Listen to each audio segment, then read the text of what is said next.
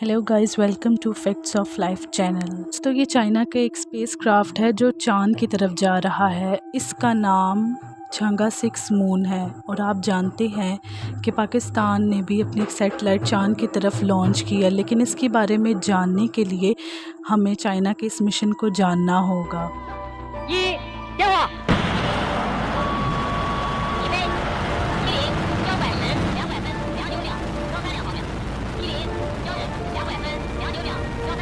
China ने अपना ये स्पेस क्राफ्ट चांद के उस हिस्से पर भेजा है जो हम ज़मीन से बिल्कुल नहीं देख सकते, लेकिन हमें ज़मीन से चांद का आधा हिस्सा नज़र आता है जिसका रुख ज़मीन की तरफ है। चांद का जो पिछले वाला हिस्सा है उसे हम फार साइड ऑफ द मून कहते हैं। और चाइना ने अपना ये रॉकेट उसी जगह भेजा है। चांद का ये हिस्सा उस हिस्से से बिल्कुल मुख्तलिफ है जो हमें नज़र आता है। इस हिस्से की क्रिस्पी थिक है, यहाँ तक कि केमिकल कंपोजिशन भी मुख्तलिफ है। चाइना का ये स्पेस क्राफ्ट 8 मीटर लंबा है।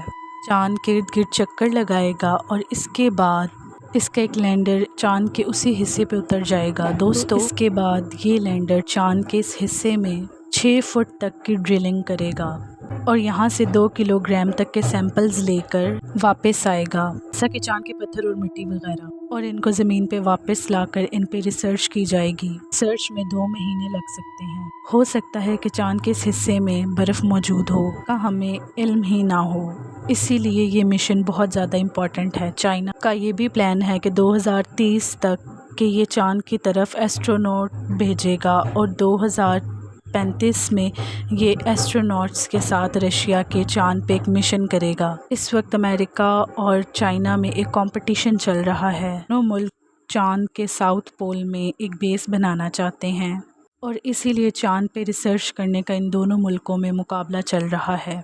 दोस्तों, अब आते हैं पाकिस्तान की उस सैटेलाइट पर जो चांद की तरफ गई है। इसका नाम IQ-Q है, यानी IQ कमर। इसे पाकिस्तान के institute of space technology, space agency Sparco और चाइना की एक यूनिवर्सिटी ने मिलकर बनाया है। पाकिस्तान की ये सैटेलाइट दरअसल चाइना के उसी स्पेस क्राफ्ट में मौजूद है जो चांद की तरफ गया है। मैंने अभी आपको बताया है, इस सैटेलाइट का वज़न 7 किलोग्राम्स है और इसके अंदर 2 ऑप्टिकल कैमरास लगे हैं जो चांद की सरफेस की तस्वीरें लेंगे, जिसकी वजह से पाकिस्तान के पास भी चांद की अपनी सैटेलाइट इमेज होगी। ये सैटेलाइट चांद के इर्द गिर्द चक्कर लगाएगी और ये कई सालों की मेहनत है जिसका क्रेडिट हमें अपने साइंटिस्ट्स को देना होगा।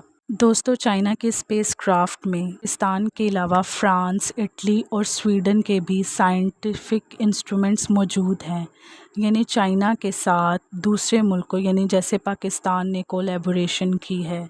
आने वाले वक्त में चांद पे बेसिस बनाने का मुकाबला और रिसर्च करने का मुकाबला चाइना जीतेगा या अमेरिका, ये तो अब हमें आने वाला वक्त ही बता सकता है।